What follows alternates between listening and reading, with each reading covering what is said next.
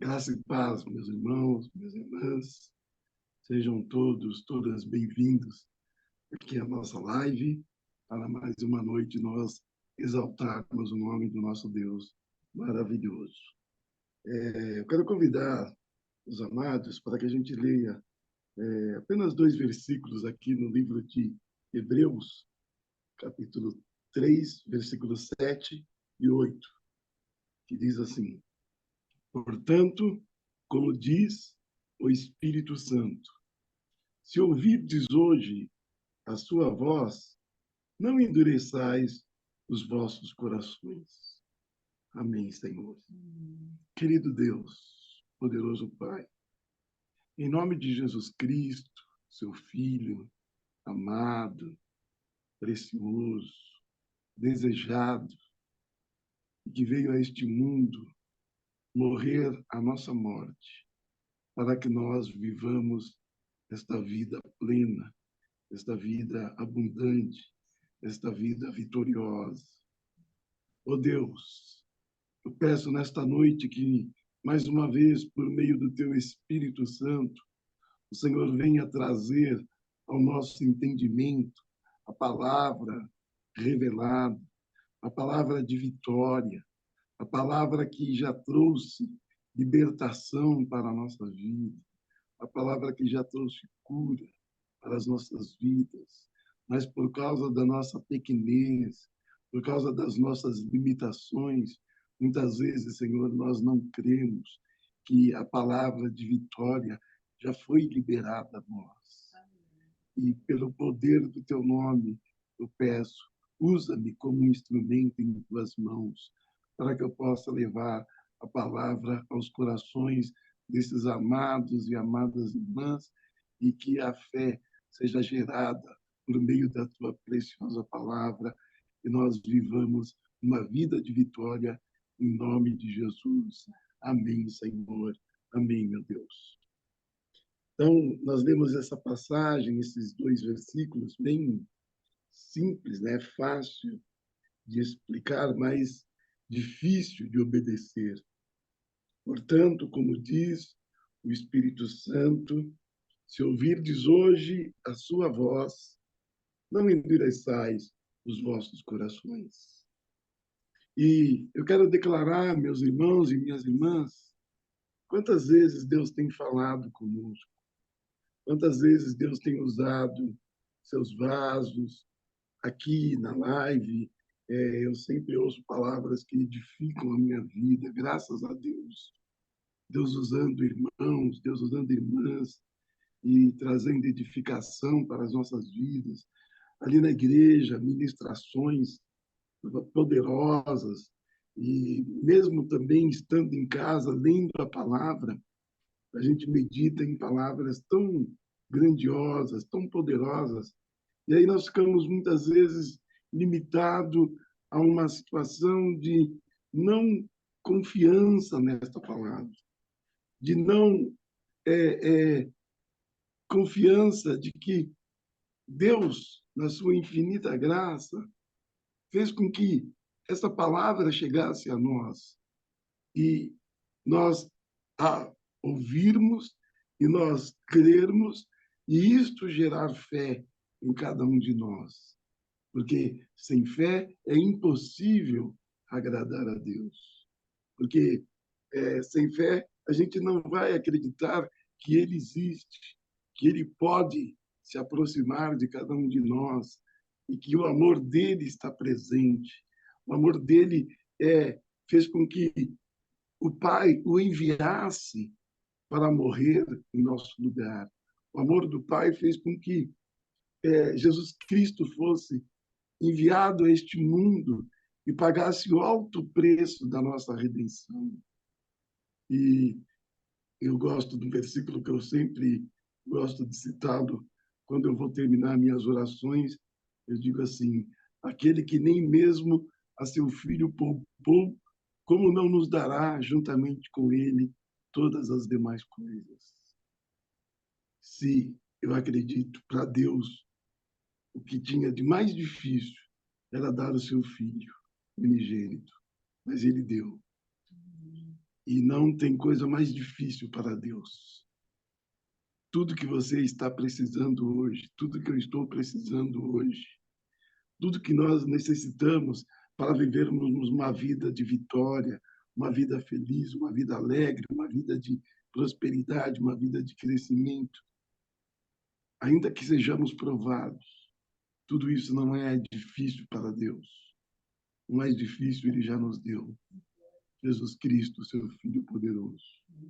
E o que nós precisamos é viver esta fé, é viver a realidade desta palavra, é viver não nos conformando, irmãos, com o mundo, com as dificuldades, com as lutas. O próprio Senhor Jesus nos fala aí, acho que é um dos versículos que mais nós citamos, praticamente quase todo culto se fala desse versículo: no mundo tereis aflições, mas tem de bom ânimo.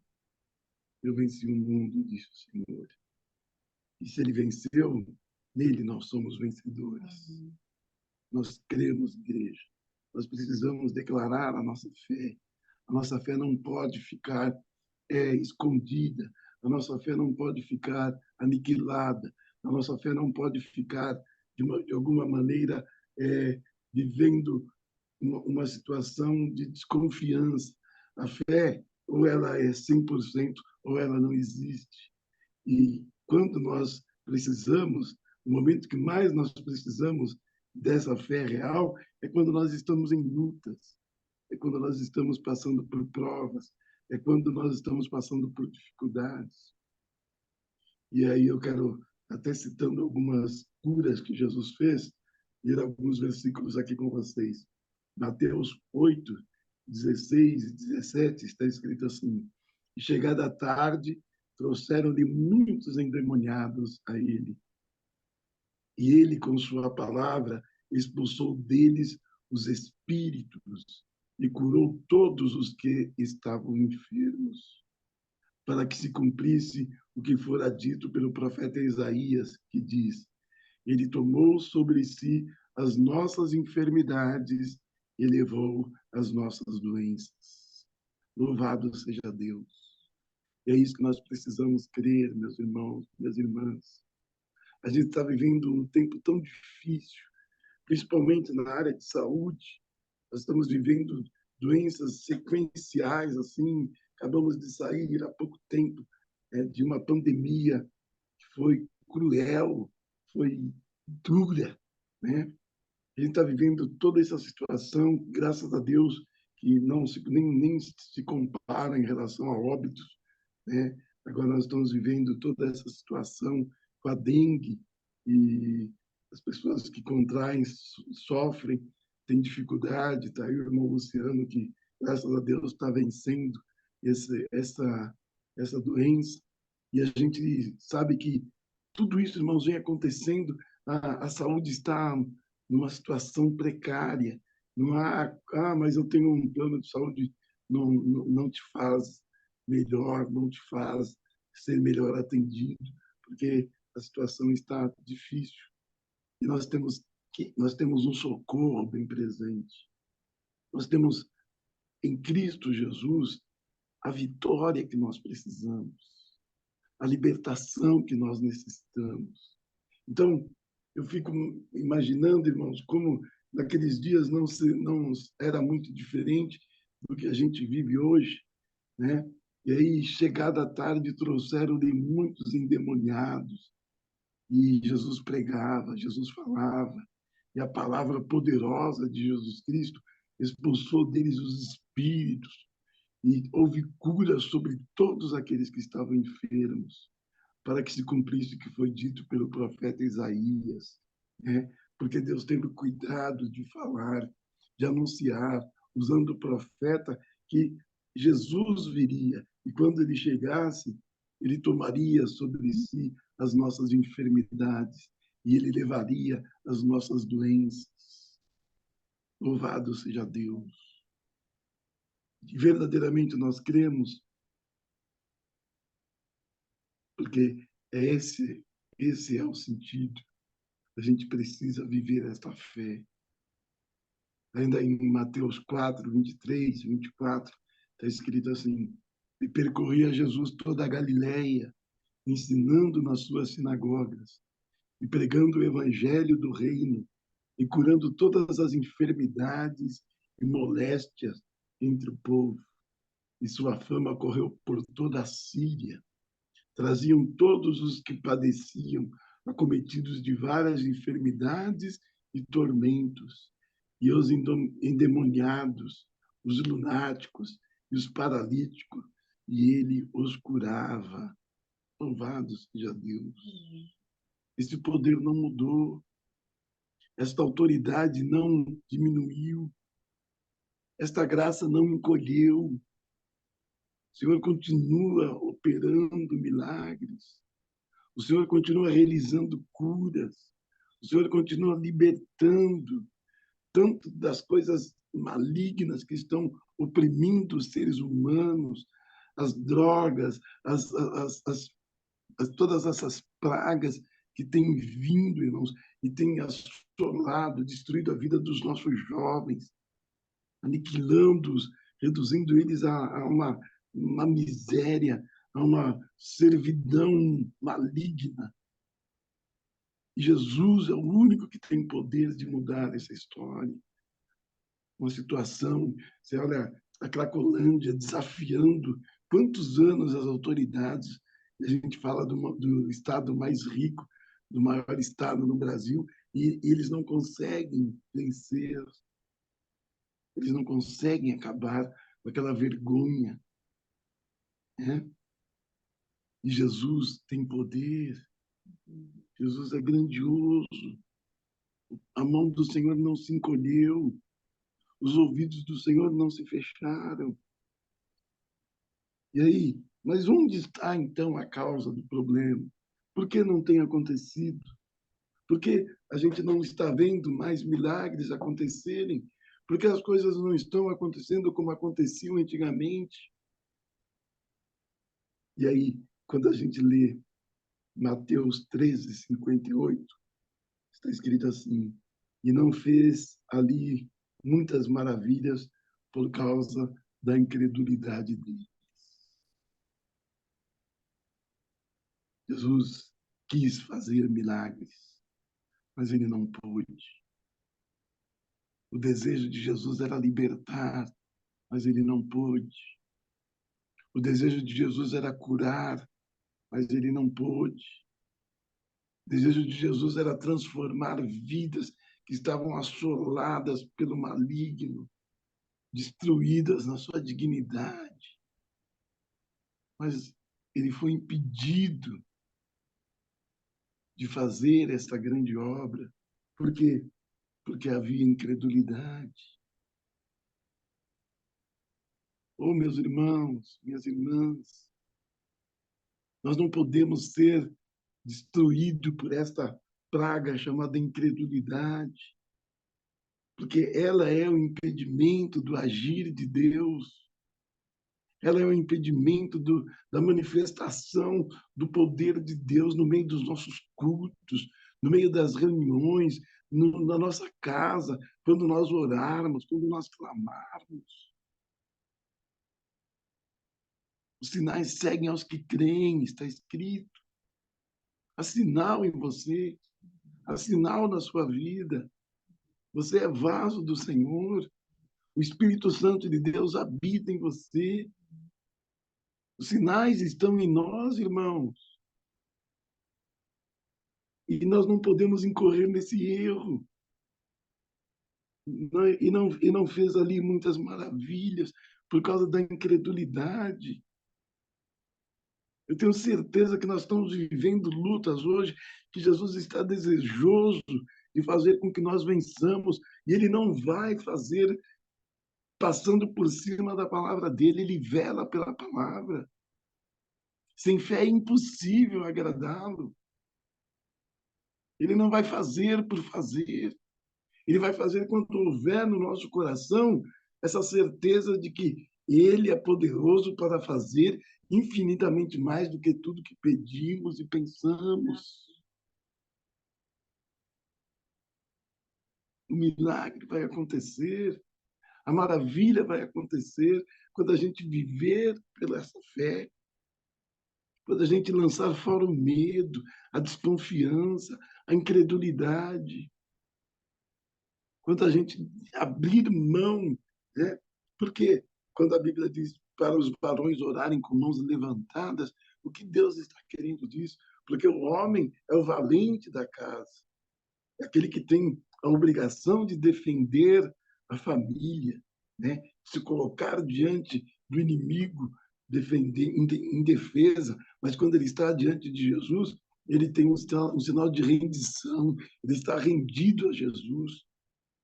Por isso os varões oram com mãos levantadas aos céus, em sinal de rendição, porque a gente sabe que nele nós estamos guardados, protegidos, abençoados, curados. O valente se rende a ele. Ele é tudo em nossa vida. Ele é o Senhor. Ele é aquele que provê. Ele é aquele que faz acontecer. Ele é aquele que opera sinais e maravilhas. Eu estava ali hoje no Hospital São Paulo, fui lá para marcar uma aplicação de uma medicação, e aí estava lá, um senhor veio, sentou do meu lado, e ele todo com a mão toda torta, todo endurecido, ele disse: estou sofrendo demais. Eu falei para ele: eu tenho a mesma doença do senhor, e olha minhas mãos, é, eu creio em Jesus Cristo. Jesus tem sido tão bom. É lógico que eu tomo as medicações, mas Jesus tem me abençoado. Uns poucos minutos eu pude falar com ele. Jesus é maravilhoso. Ele disse: olha, meus braços não mexem, eu tenho sofrido demais, é muita dor, é muito sofrimento.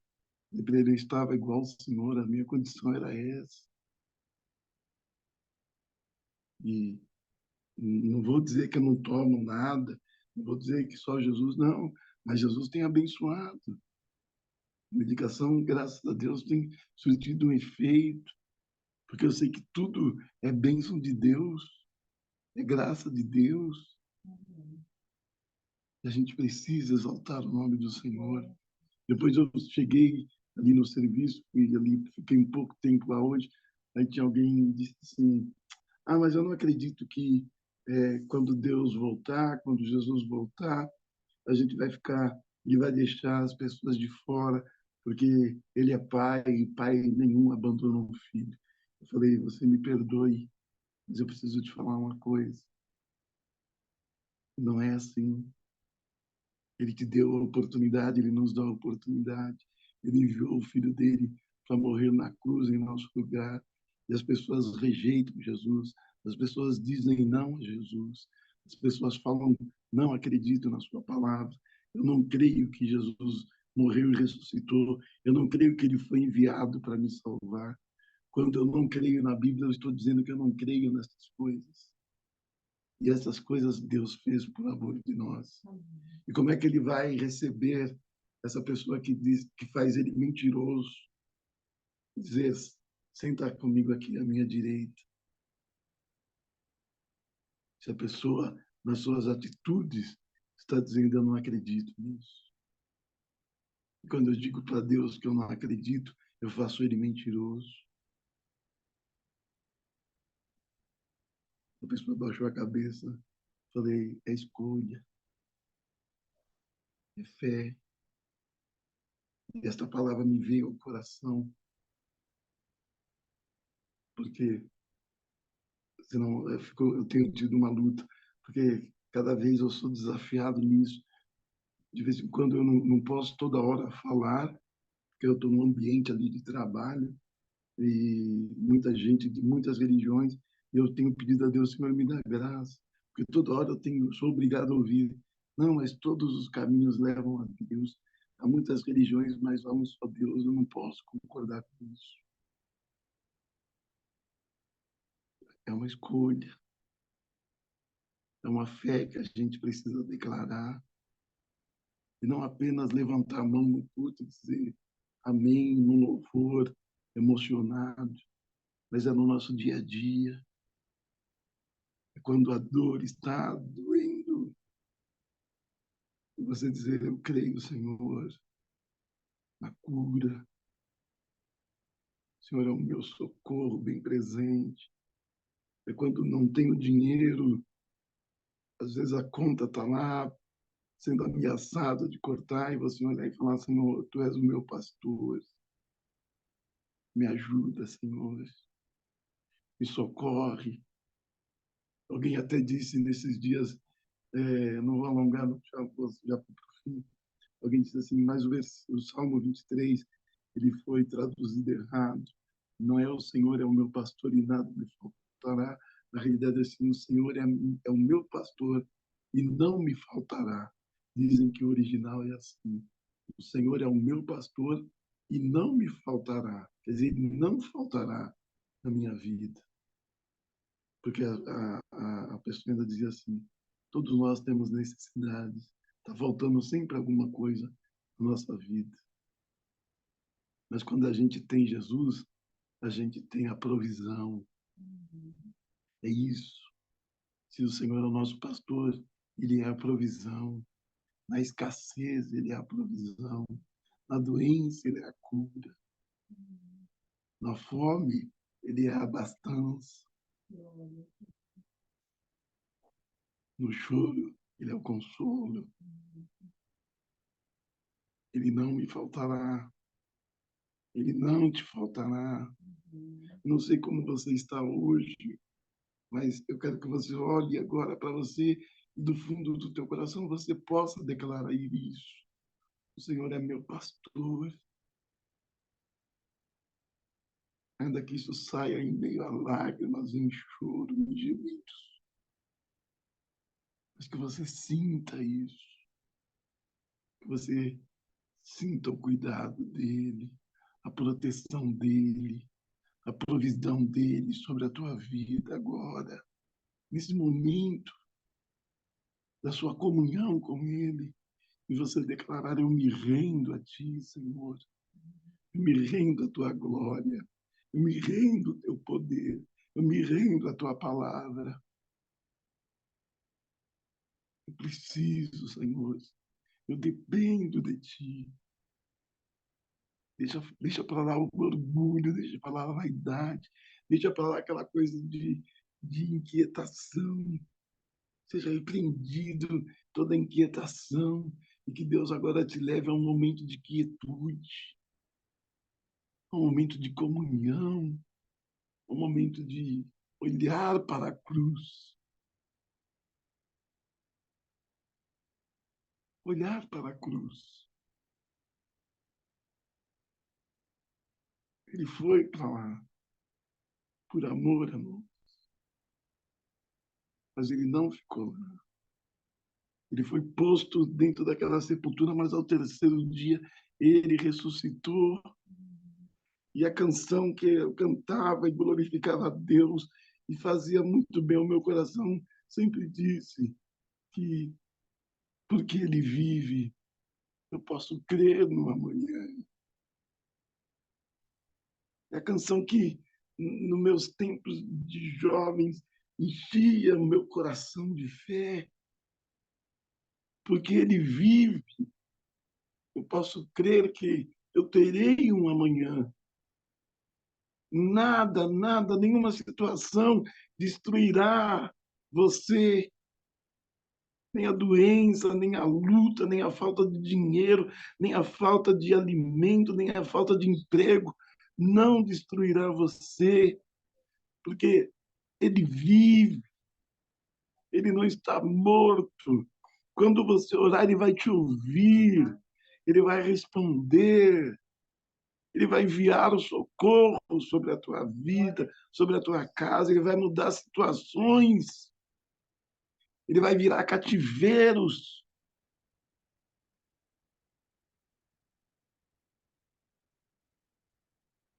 porque ele vive. Amém. Porque ele vive, posso crer no amanhã. porque vive. Temor não há, mas eu bem sei, eu sei que a minha vida está nas mãos do meu Senhor, que vive está. Deus te abençoe. O nome do Senhor seja louvado. Obrigado, mano.